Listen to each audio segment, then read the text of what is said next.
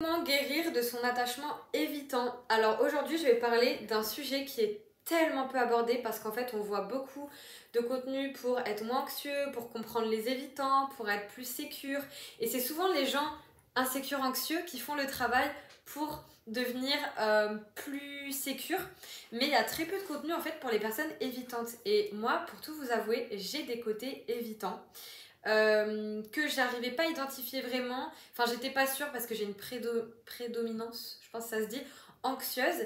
Mais je vais vous dire comment ça se passe pour moi et en quoi c'est tellement inconscient, mais genre un truc de ouf. C'est pour ça que je pense qu'on a peu accès à ces ressources-là.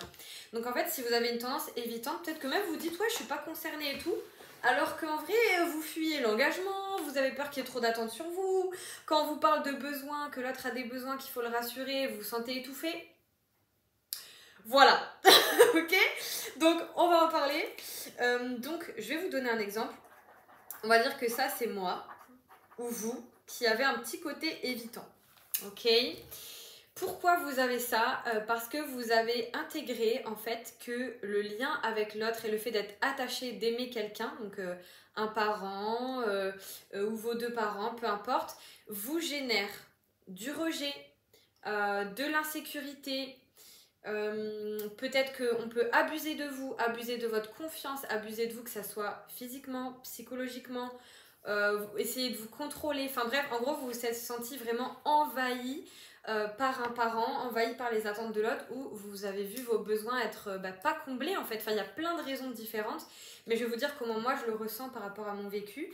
Et en fait, ça va faire que quand quelqu'un va vous aimer correctement, va vous donner de l'amour, va vouloir s'engager, etc., ça va vous angoisser parce que vous allez avoir l'impression qu'il y a des attentes sur vous et ça va vraiment vous rendre insécure. Et c'est vraiment pas simple parce que pourtant je vous partage ça alors que j'ai une prédominance anxieuse et que j'ai été face à un évitant. Donc paradoxalement, c'est quelqu'un qui n'avait pas forcément des attentes démesurées par rapport à moi, mais j'avais cette peur d'être envahie et qu'on attende des choses de moi. Et en fait, je vais vous dire comment moi je ressens ça, c'est que je me suis rendu compte que ce qui m'aidait à guérir, c'était de m'ouvrir à l'amour. Alors c'est hyper contre-intuitif, c'est-à-dire que quand je vais ressentir ce truc où la personne face à moi a des attentes envers moi et ça m'angoisse, et bien en fait quand même la laisser venir à moi. C'est hyper contre-intuitif. Quand même passer des moments avec cette personne, quand même me confier à elle. Et en fait, il y a tout un travail à faire sur se rendre compte qu'on est en sécurité. Donc il va falloir vraiment modifier vos pensées. Par exemple, et si ça se passait bien, et si en fait cette personne elle m'aimait et que j'ai pas à me méfier d'elle. Et en fait c'est juste mettre les mots sur ça parce que c'est très inconscient, mais comment moi je le ressentais, je vous le dis, dans le fond, c'est que j'avais de la méfiance face aux attentes de quelqu'un, comme si elle pouvait me nuire, comme si elle pouvait peut-être abuser de moi. Donc c'est vraiment très dur parce qu'on aime une personne. Ça me touche de fou ce que je vous dis. On aime une personne, mais on se méfie d'elle et on n'arrive pas à se sentir en sécurité. Et pour l'autre, en fait, ça peut être très dur parce que la personne a l'impression qu'on lui fait jamais confiance, par exemple, ou a l'impression que...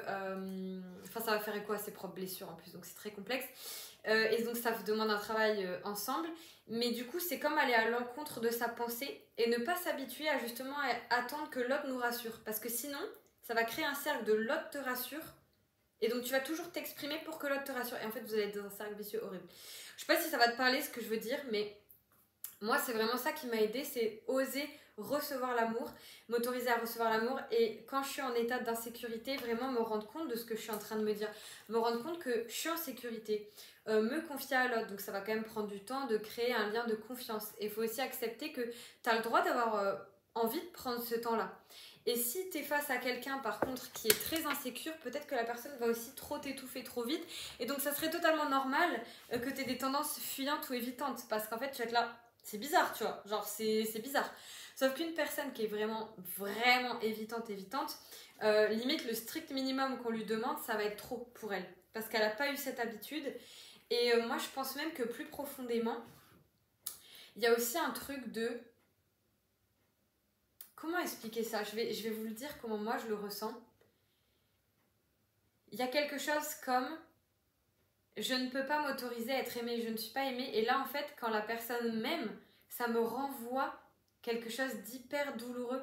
Parce que ça me renvoie que on ne m'a pas aimé.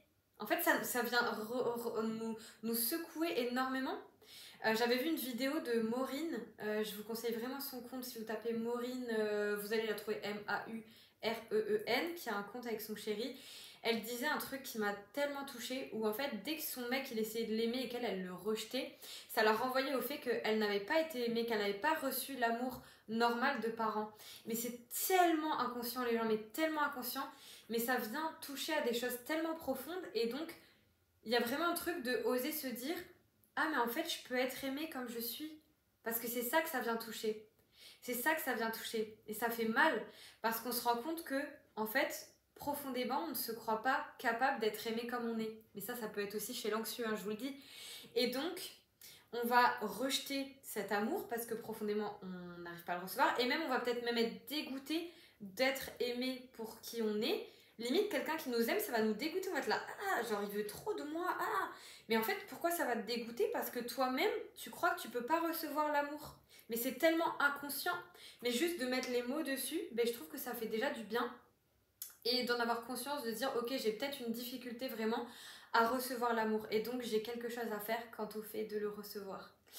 Voilà, j'aurais plein d'autres choses à vous dire. N'hésitez pas à me mettre en commentaire s'il y a des sujets que vous voulez que j'aborde par rapport à ça. Par exemple, des situations concrètes où vous êtes angoissé, où vous avez besoin de pousser l'autre comme ça, où vous doutez de vos sentiments ou des choses comme ça. Ça pourrait me donner des exemples.